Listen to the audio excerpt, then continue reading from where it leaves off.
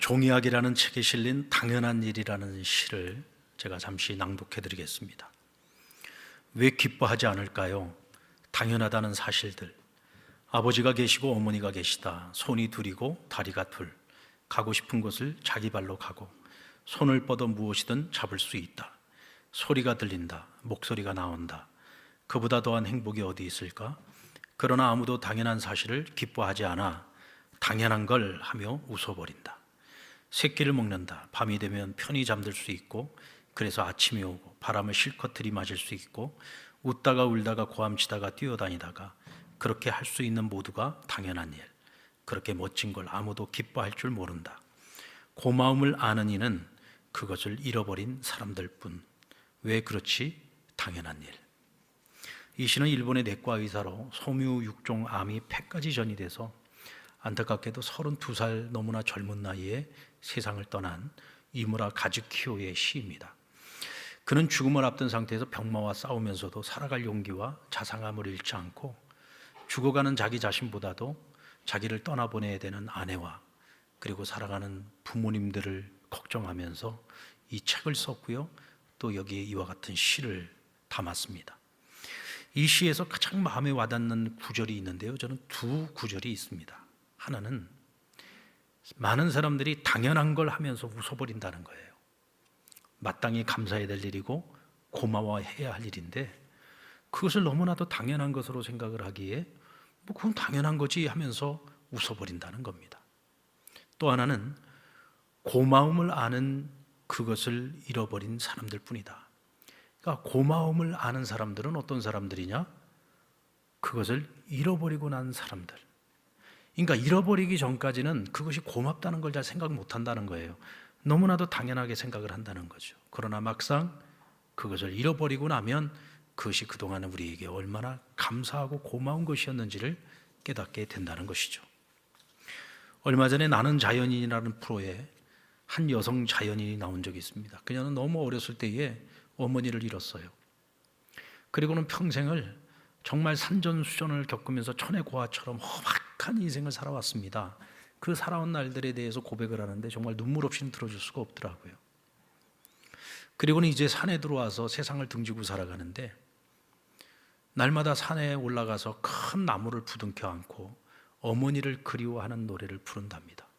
그리고 그 노래를 부를 때마다 지금은 반백이 다 된 늙은 나이인데도 불구하고 아직도 그 어머니를 그리워하면서 울고 있다는 거예요. 여러분들, 누군가에게는 어머니가 계신다는 것이요 너무나 당연한 일이죠. 그런데 누군가에게는 그 어머니라는 존재가 평생 그리움으로만 존재할 수도 있는 겁니다. 지난 찰떡궁에 강사로 오셨던 권호희 목사님은 어머니가 4분이나 된다 그러더라고요. 어머니가 4분이래요.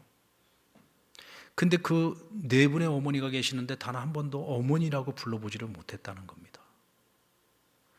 보통 모든 사람들에겐 너무나도 당연한 것인데 이분에게는 그 일조차도 너무나도 특별한 일인 거예요. 어머니를 어머니라고 부를 수 없는 거, 이보다 더 비극적인 일이 어디 있겠습니까? 그러므로 당연한 걸 당연한 것으로 여기지 않고 고마운 마음, 감사한 마음을 가지고 살아가는 것, 이런 사람들은 작은 것에도 기뻐할 줄을 아는 거죠. 근데 감사한 걸 당연하다고 생각을 하는 사람들은 작은 것을 기뻐할 줄 몰라요. 고마운 마음이 없이 살아가는 거예요. 그 마음에 감사가 고 고마운 마음이 없으면 그 살아가는 것이 즐겁겠습니까? 무슨 기쁨이 있겠습니까? 자, 그런데 여러분, 오늘 저와 여러분, 우리 그리스도인들은 그냥 일반적으로 우리가 일상생활 속에서 날마다 겪고 체험하면서 살아가는 평범한 은혜를 넘어서 우리는 하나님의 자녀로 살아가는 은혜를 입고 살아가는 사람들입니다. 우린 특별한 은혜를 가지고 살아가는 거죠. 하나님의 은혜를 가지고서 살아간다는 것은 무엇을 의미합니까? 죄와 사망과 심판으로부터 벗어나서 오늘 우리 안에 하나님의 영이신 성령님을 모시고 하나님의 성전이 되어서 살아가는 것이죠. 그러니까 우리는 늘 하나님 앞에서 살아가니까 하나님이 우리의 갈 길을 인도해 주시고 지켜주시고 보호해 주시고 우리를 살펴주시는 거예요. 그래서 우리 그리스도인의 삶에 있어서 마땅한 삶은 그냥 하루하루를 반복되는 일상 속에서만 살아가는 것이 아니라 매일매일의 삶을 기적과 같은 삶을 살아내는 것이 마땅한 삶이고 마땅한 길이라는 것입니다. 얼마 전에 다니엘 기도회 강사로 나오신 이은상 선교사님이라고 계시는데 제가 그분의 간증을 들으면서 참 은혜를 많이 받았습니다. 이분은 매일매일 기적 속에서 살아간다고 고백을 합니다. 하나님 먼저 자기를 찾아오셨어요. 하나님을 만나고 하나님께서 그에게 사명을 주셨는데 너는 어디를 가든지 누구를 만나든지 복음을 전해라. 그래서 선교사의 사명을 가지고 살아갑니다. 그런데 그는 선교지에서만 이와 같이 복음을 전하는 것이 아니에요. 어느 곳을 가든지 누구를 만나든지 어떤 사람과 함께 있든지 그가 아직도 주님을 알지 못하고 복음을 듣지 못한 사람이라면 그에게 복음을 전하기 위해서 힘쓰는 겁니다. 그것이 하나님이 내게 주신 사명이니까 그 사명을 위한 삶을 살아가는 거죠. 그런데 참으로 놀라운 것은 내게 어떤 특별한 능력이 있는 것이 아님에도 불구하고 나는 그저 복음을 전했을 뿐인데 많은 사람들이 그 복음을 듣고 예수를 영접하고 새 생명을 얻더라는 거예요. 그러면서 그때마다 하나님이 주시는 너무나 큰 은혜와 기적을 경험을 하고 그래서 매일매일을 자기는 감사의 삶을 살아간다고 고백을 합니다. 그날도 다니엘 기도회에 간증을 하러 나오기 전에 택시를 타고 오는데 그 택시에서 만난 기사에게 복음을 전했대요. 그런데 자기가 전하는 그 복음을 듣고 구원의 역사가 일어나더라는 겁니다. 그러니까 이건 어쩌다가 한 번 하는 것이 아니라 그냥 매일매일이 일상의 삶이 하나님께서 행하시는 기적을 날마다 목도하고 경험하면서 살아가는 거죠. 그러니까 더 많은 감사의 삶이 넘치는 거예요. 여러분, 저와 여러분도 하나님의 자녀로서 살아갑니다. 오늘 저와 여러분에게도 하나님께서 복음 전함의 사명을 주셨습니다. 그런데 오늘 우리는 왜 늘 반복적인 일상에 그냥 스며들어 살아갑니까? 왜 매일매일 하나님의 기적을 경험하지 못하고 매일매일 감사의 삶을 살아가지 못하는 걸까요? 그것은 우리가 사명을 위한 삶을 사는 것이 아니라 그저 생존을 위한 삶을 살아가고 있기 때문에 그런 것입니다. 사명을 위한 삶을 살지 못하고 생존을 위한 삶을 살아가다 보면은요, 우리가 마땅히 감사하고 고마워야 될 것들이 많이 있는데도 불구하고 우리는 그것에 대한 감사보다 늘 부족한 한두 가지 때문에 늘 불평이 많은 인생을 살아갈 수밖에 없습니다. 여러분들 우리 스스로에게 한번 물어봅시다. 나는 오늘 그리스도인으로서 행복하게 살고 있는가? 나는 오늘 그리스도인으로서 매일매일 기쁨을 가지고 살아가는가? 내가 그리스도인이라는 사실 그 하나만으로도, 내가 하나님의 자녀라는 사실 하나만으로도 나는 행복한 일상을 살고 있는가? 만약 그렇지 못하다고 한다면 여러분 스스로 점검해 보세요. 어쩌면 우리는 감사보다는 불평 많은 인생을 지금 살고 있을 겁니다. 그런데 기억하세요. 불평 많은 인생은 불행해집니다. 그리고 그것이 당대의 불행으로만 끝나면 괜찮은데 불평 많은 인생은 그 다음 세대들까지도 불행하게 만듭니다. 오늘 말씀의 핵심이에요. 오늘 하나님께서 우리에게 무엇을 말씀하기를 원하시느냐? 바로 이 말씀을 하고 싶으신 겁니다. 감사를 잃어버리고 불평이 많은 세대는 그 다음 세대를 보장할 수 없다. 오늘 본문은 사사시대 사람들에 대해서 소개를 합니다. 이 사사시대 사람들에 대해서 오늘 성경이 뭐라고 소개를 하고 있느냐면 그들은 하나님을 알지 못한다 그랬어요. 하나님께서 이스라엘을 위하여 행하신 일들을 전혀 기억하지 못하고 알지 못하는 다른 세대라고 말씀하고 있습니다. 여러분, 다음 세대가 아닙니다. 다른 세대라고 말하고 있습니다. 다음 세대와 다른 세대는 다릅니다. 어쩌다가 하나님의 백성인 이스라엘이 신앙을 이어가고 하나님의 약속하신 축복을 이어가는 다음 세대가 아니라 다른 세대가 되어버렸습니까?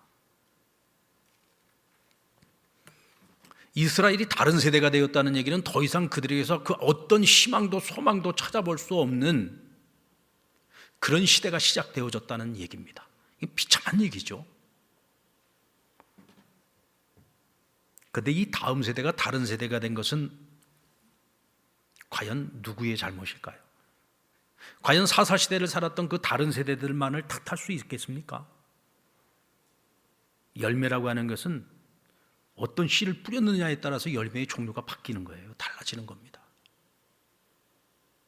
이스라엘의 다음 세대가 다른 세대가 된 것은 은혜의 세대요, 하나님의 은혜를 기억하고 있었던 그 세대가 다음 세대들을 바로 양육하지 못했기 때문이요, 그들에게 온전한 씨를 제대로 뿌리지 못했기 때문인 겁니다. 그들이 좋은 씨를 뿌렸다면 당연히 좋은 열매를 거뒀겠죠. 그러나 좋은 씨를 뿌리지 못했습니다. 대체 무엇이 이스라엘의 다음 세대를 다른 세대가 되도록 만들었을까? 그 첫 번째는 그들의 부모 세대가요, 영적 긴장감을 내려놓음으로써 영적인 타협에 빠졌기 때문에 그렇습니다. 자, 2장 2절 말씀인데, 너희는 이 땅의 주민과 언약을 맺지 말며 그들이 제단을 헐라 하셨거늘 너희가 내 목소리를 듣지 아니하였으니 어찌하여 그리하였느냐. 너희가 내 목소리를 듣지 아니하였다, 어찌하여 그리하였느냐라고 오늘 지금 책망을 하고 있는 말씀이에요. 하나님께서 모세를 통해서 이제 가나안 땅에 들어가야 되는 이스라엘 백성들을 향해서 약속을 하신 것이 있습니다. 너희들 저 땅에 들어가면 절대로 그 땅에 살고 있는 가나안 백성들하고 언약을 맺지 말아라. 그리고 그들의 딸들을 너희 아들들의 아내로 삼지 말고 그들이 섬기고 있는 제단을 다 헐 것이며 그들이 섬기는 우상을 절대로 섬기지 말아라. 너희가 나와 한 이 언약의 말씀을 잘 지켜 행하게 되면은 내가 너희 후손들을 1000대까지 복을 줄 것이고, 만약에 너희가 이와 같은 언약을 지켜 행하지 아니하면 부모의 저주가 3, 4대까지 이어질 것이라고 말씀하셨습니다. 그런데 오늘 말씀이 뭐예요? 너희가 그 약속을 지키지 않았다는 겁니다. 약속을 어겼다는 거예요. 그래서 이어지는 3절의 말씀이 무엇입니까? 그러므로 내가 또 말하기를 내가 그들을 너희 앞에서 쫓아내지 아니하리니 그들이 너희 옆구리에 가시가 될 것이며 그들의 신들이 너희에게 올무가 되리라 하였노라. 하나님께서는 그들과 약속을 단 한순간도 지키지 않으신 적이 없었다는 거예요. 나는 너희와 한 약속을 철저하게 지켰어. 그런데 너희는 나와 한 약속을 지키지 아니하였어. 그러므로 나도 너희와 한 약속을 이제부터 지키지 않겠다는 거예요. 그래서 이 가나안 땅에 남겨진 그 가나안 사람들을 더 이상 내쫓지 않겠다는 겁니다. 너희들 가운데 그냥 남겨두어서 그들이 너희의 옆구리에 가시가 되도록 만들 것이고 그들이 섬기는 우상이 너희에게 올무가 되도록 만드시겠다는 거예요. 여러분, 장장 400년입니다. 이스라엘의 다른 세대가 400년 동안을 하나님을 알지 못하고 하나님의 행하신 일들을 기억하지 못하고 그들이 하나님을 떠나서 살아가면서 하나님께서 남겨두신 그 가나안 사람들에 의해서 끊임없이 핍박을 당하고 수탈을 당하고 고난을 당하면서 400년 세월을 보냅니다. 그것이 여러분 사사시대 역사예요. 얼마나 끔찍한 일입니까? 그러기에 오늘 주의 사자가 탄식하는 겁니다. 어쩌다가 이렇게 되었느냐? 어쩌다가 이렇게 되었느냐? 오늘 이 탄식은요, 오늘 저와 여러분에게 울림이 되어서 들려야 합니다. 왜냐하면 오늘 이 이야기가 어쩌면 남의 얘기가 아니라 우리의 이야기가 될 수 있기 때문에 그렇습니다. 그런데 그 모든 원인의 시작은 영적인 긴장감을 내려놓기 때문이라고 말하고 있습니다. 영적 긴장감을 내려놓게 되면 그것으로 끝나는 게 아니에요. 영적인 타협으로 이어지게 되고 나중에는 영적으로 세상에 흡수되어 버리는 겁니다. 이스라엘 백성들이 가나안 정복 전쟁 중에 전쟁을 다 마무리 짓지도 않았어요. 그들을 다 내쫓지도 않았어요. 그런데 전쟁을 올스톱 해버립니다. 왜요? 그동안 너무 힘들었어요. 광야 40년도 너무 지쳐버렸고 이제는 가나안 정복 전쟁도 금방 끝날 줄 알았는데 이 시간이 자꾸 장기화되면서 그들이 너무 힘들어요. 그들의 형편, 그들의 그 심정은 충분히 이해합니다. 그러나 여러분, 진정한 평화라고 하는 것은요, 끝을 내야 진정한 평화가 오는 겁니다. 내가 힘들고 어렵다고 해서 이른 평화를 얻겠다고 아직 끝나지도 않은 싸움인데 그것을 끝내버리면 어떤 사태가 벌어집니까? 결국 영적인 긴장감은 해이해지게 될 것이고 결국은 타협하게 되고 결국은 흡수되고 마는 거예요. 그러다 보니 결국 가나안 문화에 흡수돼 버리지 않았습니까? 그들이 섬기고 있는 우상 문화에 완전히 흡수돼 버리지 않았습니까? 그들조차도 하나님을 떠나버리고 말았던 거죠. 지금 우리 정부가 북한과의 종전선언을 하기 위해서 국제사회로부터 이 종전선언을 얻어내려고 지금 나름대로 애를 쓰고 있어요. 근데 여러분, 지금 우리나라가 종전선언을 지금 할 때입니까? 북한은 지금도 계속 핵무기를 만들고 있어요. 계속 미사일을 쏴대고 있습니다. 지금 잠시 지금 휴전인 뿐이에요. 우린 지금 종전국가가 아닙니다. 휴전국가예요.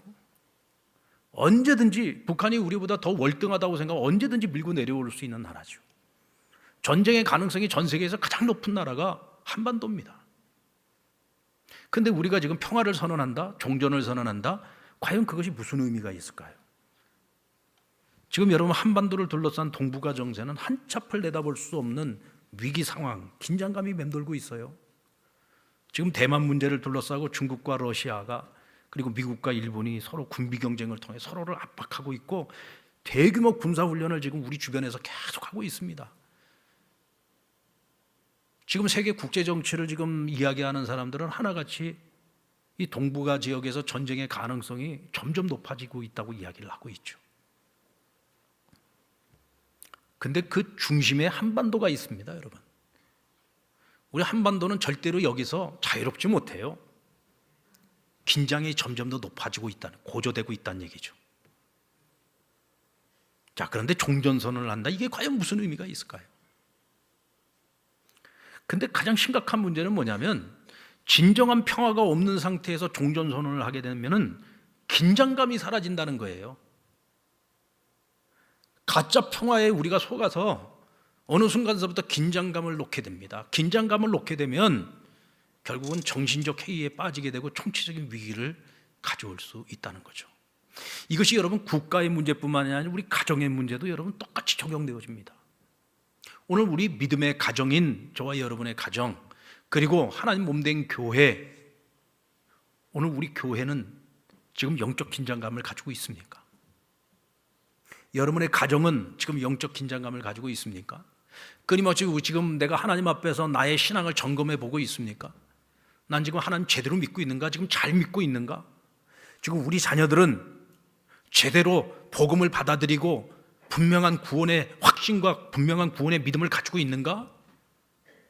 여러분, 우리 자녀들의 신앙생활을 점검하고 있습니까? 그저 내 자녀들이 공부 잘하는 거에는 관심이 많아요. 내 자녀들이 세상에 나와 성공하고 출세하는 것에 대한 관심이 많아요. 근데 내 자녀들이 정말 부모의 신앙을 뛰어넘는 성숙한 신앙의 사람들로 아름다운 믿음의 유산을 받은 신앙을 계승하는 다음 세대로 세워져가는 일에 대해서 과연 우리가 얼마만큼 관심을 가지고 있느냐? 얼마나 신경 쓰고 있느냐? 얼마나 점검을 하고 있느냐? 여러분, 우리가 이 긴장감을 내려놓는 그 순간에 우리의 자녀들이 다음 세대가 아닌 다른 세대가 될 수도 있다는 사실을 기억하셔야 돼요. 하나님을 알지 못하는 세대가 될 수 있어요. 하나님을 떠난 세대가 될 수 있습니다. 아멘입니까? 영적 긴장감을 가지셔야 됩니다. 그리고 우리 안에 불평의 습관을 버리고 감사의 습관을 길러야 합니다.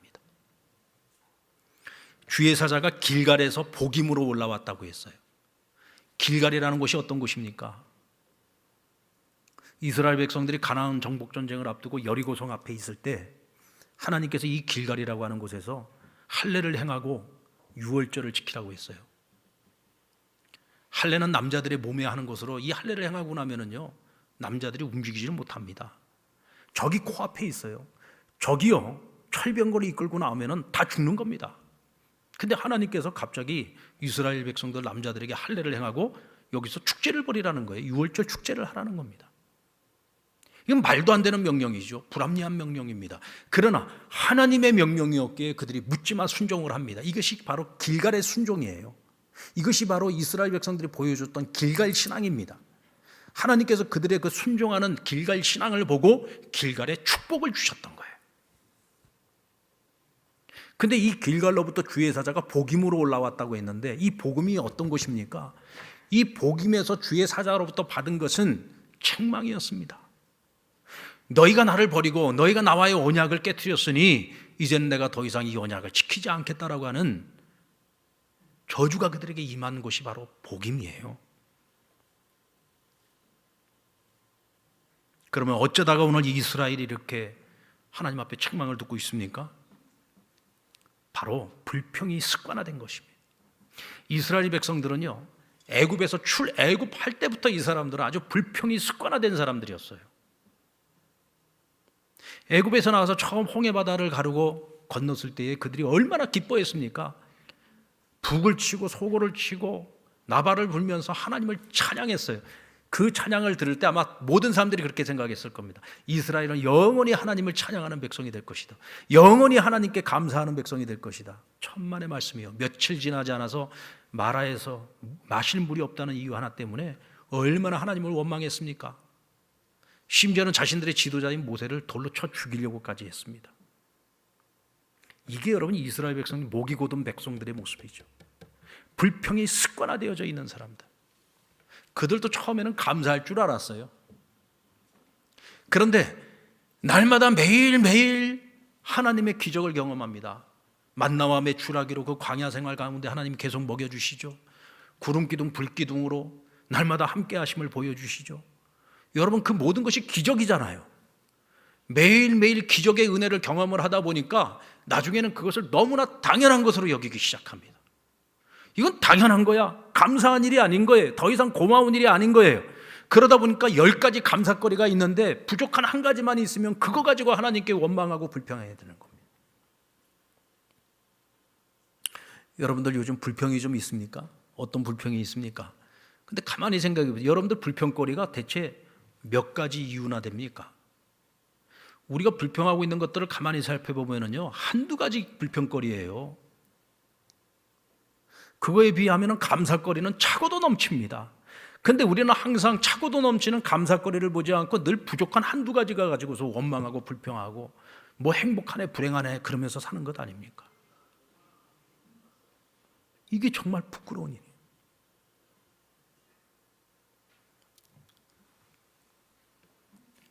여러분 오늘 저와 여러분의 삶이 지금 감사가 습관화되어 있습니까? 아니면 불평이 습관화되어 있습니까? 근데 분명한 것은 감사할 줄 모르는 사람들은 반드시 폐역의 길을 걸어간다는 거예요. 달란트 비유에 나오는 한 달란트 받은 종 여러분들 아실 거예요. 한 달란트는요 요즘 돈으로 치면 한 3억에서 4억 정도 되는 돈입니다. 주인이 믿고 맡겨준 거예요. 근데 이 사람이 주인이 믿고 나에게 한 달란트나 맡겨줬는데 그것에 대한 고마움이 없어요. 나 같은 사람을 믿고 이렇게 큰 돈을 맡겨주었으니 이게 얼마나 감사한 거예요. 근데 이걸 감사한 마음을 갖지 못하고 당연한 것으로 생각을 하니까 다른 종들하고 비교를 합니다. 왜 저 사람은 5달란트, 2달란트인데 왜 나는 한 달란트야? 그러면서 주인을 뭐라고 얘기합니까? 저는 심지도 않은 데서 거저 거들려고 하는 악한 자다. 그리고는 그 한 달란트를 땅속에 묻어두었다가 주인이 돌아왔을 때에 한 달란트 고스란히 내놓으면서 내가 이것을 잃어버리지 않았습니다. 오히려 자신만만하게 내놓습니다. 이때 주인이 뭐라고 했어요? 이 악하고 게으른 종아, 왜 그가 책망 들었습니까? 이윤을 남기지 않았기 때문인가요? 아니요. 우리 하나님은요 그런 거 갖고 책망하시는 분이 아닙니다.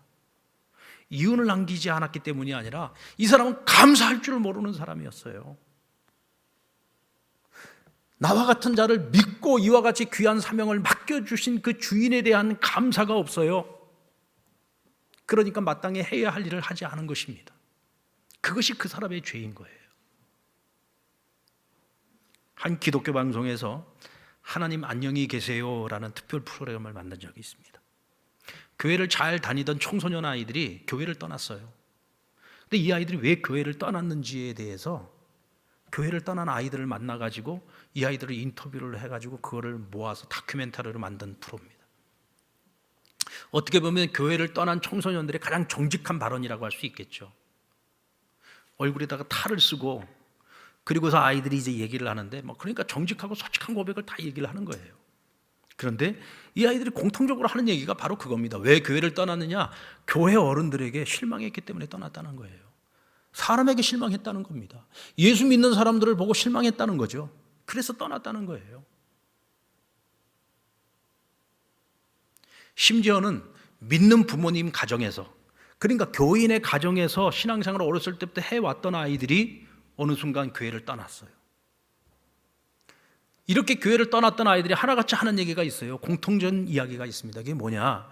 가정에서 부모님들로부터 교회에 대한 안 좋은 이야기를 너무 많이 듣고 자랐어요. 교회에 대한 불평을 너무 많이 듣고 자랐어요. 그러다 보니까 이 아이들의 인식 속에 교회라고 하는 것은 좋은 곳이 아니라, 아름다운 사람들이 모인 곳이 아니라 위선자들이 모인 공동체로 아이들에게 각인이 된 겁니다. 그러니까 이 아이들이 자연스럽게 교회를 떠날 수밖에 없는 거예요. 결국은 여러분, 다음 세대가 아니라 다른 세대로 만들어버리는 것은 누구의 책임이냐? 은혜를 하는 우리 기성세대, 우리 부모 세대의 책임이라는 거예요. 오늘 우리가 감사가 습관화되지 못하고 우리가 불평이 습관화되는 인생을 살아가게 되면요, 우리 자녀들은 반드시 다른 세대가 될 수밖에 없습니다.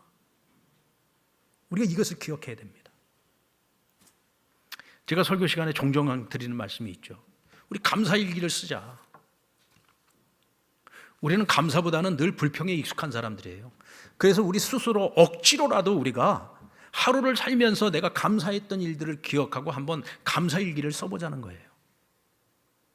근데 여러분들 좀 더 적극적인 제안을 드리고 싶어요. 감사일기도 굉장히 좋은 건데 한번 감사의 메모 습관을 가져보자. 이제는요, 우리 기억력을 못 믿겠어요.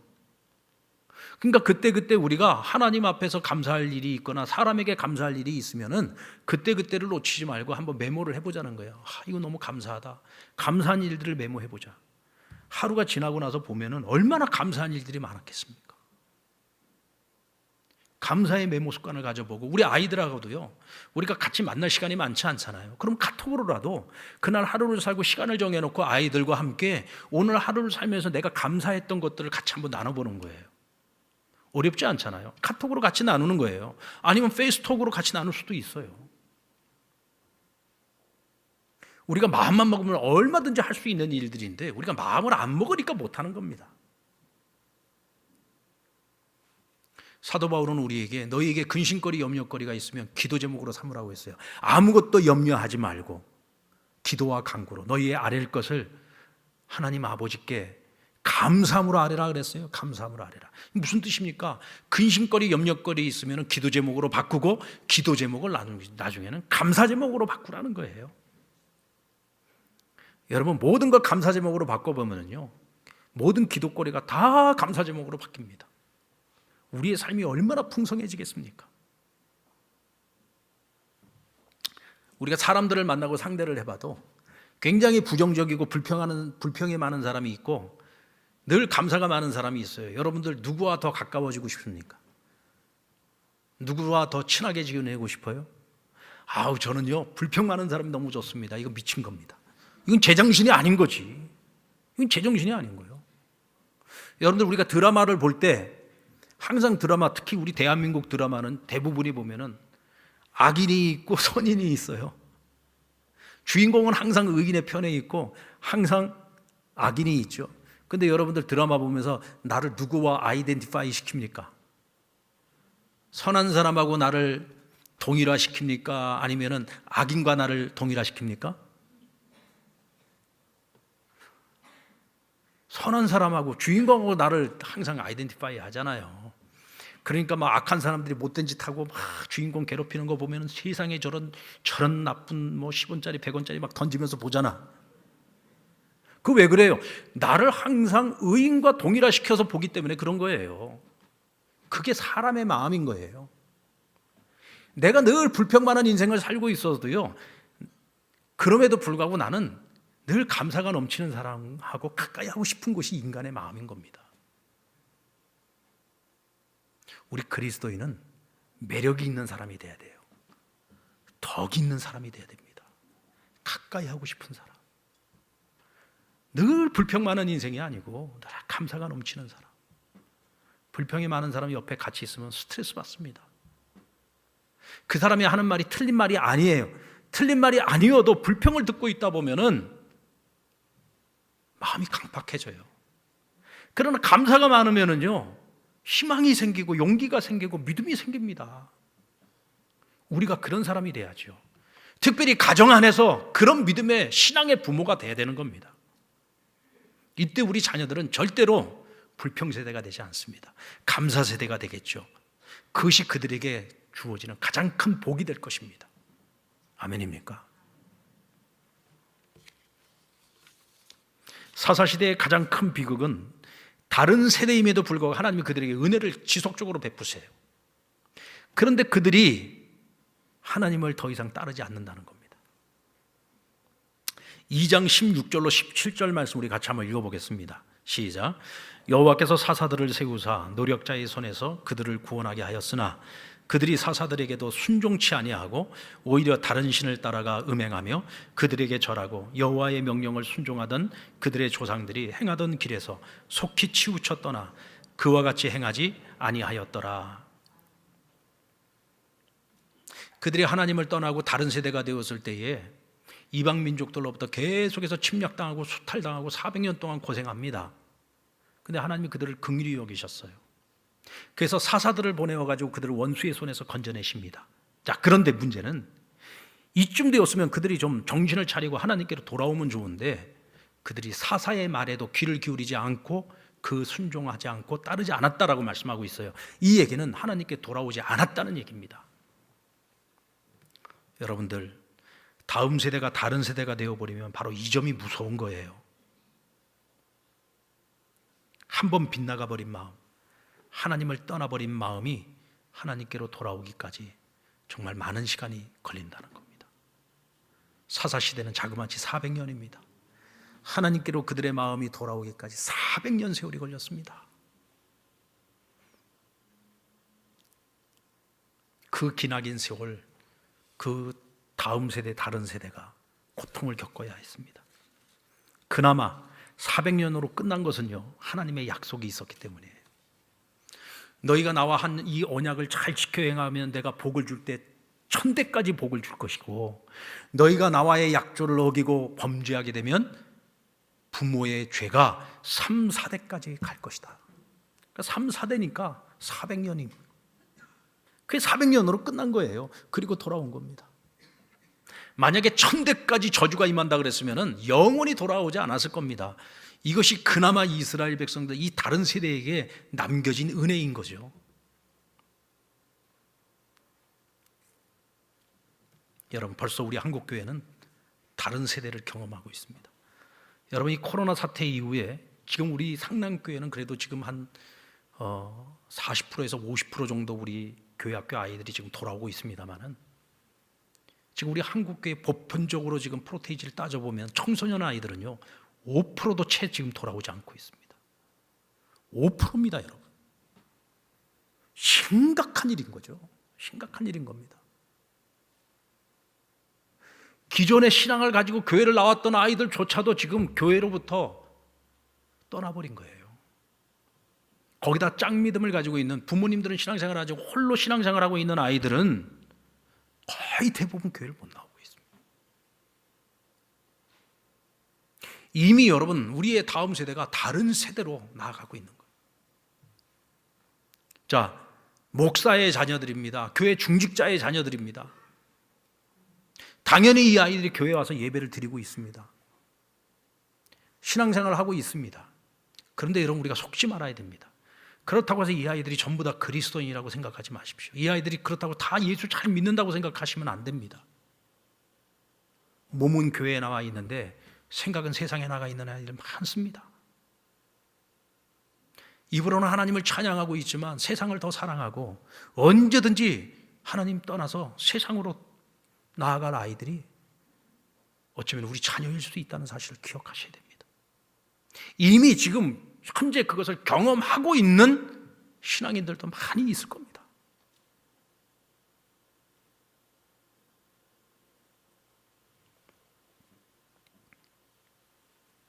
그 책임이 누구에게 있나요? 다른 세대가 되어가고 있는 그들에게 책임이 있습니까? 그것은 바로 우리의 책임입니다.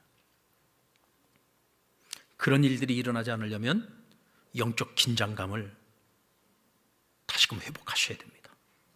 아멘. 영적인 긴장감을 회복하십시오. 절대로 불평하는 세대가 되지 마십시오. 감사의 세대가 되시기 바랍니다. 우리 자녀들에게 풍요로운 삶을 물려주려고 애쓰지 마시고 신앙의 유업을 물려주십시오. 여러분, 우리 부모 세대들도요, 우리한테 부를 물려주지 않았습니다. 풍요를 물려주지 않았어요. 뭐 어떤 분들은 물려받은 분들도 있겠지만 가난을 물려받았어요. 하지만 우리가 오직 하나님 한 분을 의지하고 믿음 생활 열심히 하고 신앙생활 열심히 하면서 주를 바라보고 하나님 찾으면서 열심히 노력을 해가지고 오늘 대한민국이 풍요로운 나라가 된 겁니다. 그런데 우리 자녀들에게 이 풍요만 물려주고 신앙을 유업으로 물려주지 않으면요, 이 아이들이 다른 세대가 되어지는 그 순간에 그 모든 풍요는 한순간의 물거품처럼 싹 다 사라질 수 있어요. 사사시대도 마찬가지였습니다. 가나안 정복 전쟁 세대가 하나님이 주신 그 가나안 땅, 그 풍요의 땅을 받아가지고 그 자기 자식들에게 다 물려줬잖아요. 풍요를 물려줬습니다. 그러나 신앙을 제대로 물려주지 않으니까 하나님을 모르는 다른 세대가 돼요. 가지고 있는 것 다 빼앗기고 다 잃어버리고 수탈당하고 늑탈당하고 고통받는 인생을 400년을 살았던 거예요. 그것이 여러분 우리 자녀들의 인생이 되면 안 되잖아요. 우리 후손들의 삶이 되면 안 되지 않습니까? 지금 우리가 정신을 차리지 않으면 그날이 도래할 수 있습니다. 그날이 오지 않도록 우리는 깨어 있어야 되고, 하나님께서 이 나라, 이 민족을, 그리고 우리의 다음 세대를 붙잡아 주셔서 이전 세대보다 더 나은 세대가 될 수 있도록, 이전의 영광보다 나중의 영광이 더 커질 수 있도록 우리는 그런 다음 세대를 만드는 일에 지금 힘을 기울여야 됩니다. 아멘입니까? 그 일을 위해서 오늘 이 추수감사절 이 아침에 다시 한번 우리가 결단하며 나아갈 수 있기를 원합니다. 하나님이 하시면 가능합니다. 그 일을 할 수 있도록 우리가 함께 노력하고 함께 최선을 다하는 우리 상남의 모든 믿음의 식구들이